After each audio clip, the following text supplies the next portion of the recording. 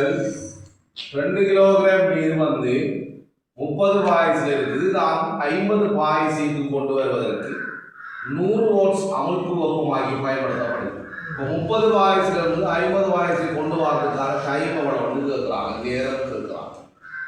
அப்போ பாருங்க, 30 பாய்ஸிலிருந்து 50 பாய்ஸை கொண்டு வருவதற்கான வெப்ப சக்தியை காண்றதுக்கு நாங்கள் எம்சிடியில் பாவிச்சோம்னு சொன்னால் M2 கிலோ சி தண்ணிக்கு தன்பப்ப கொள்ளளவு 4200 வெப்பநிலை மாற்றம் 50லிருந்து 30 கழிச்சு 20 போட வேண்டும்.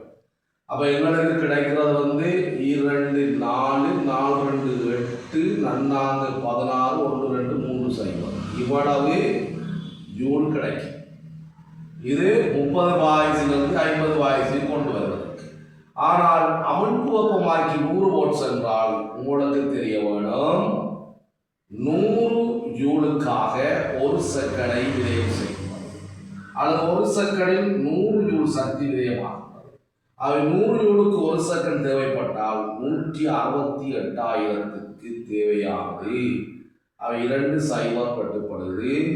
ஆகவே விடை 1680 செகண்ட்கள் தேவைப்படும்.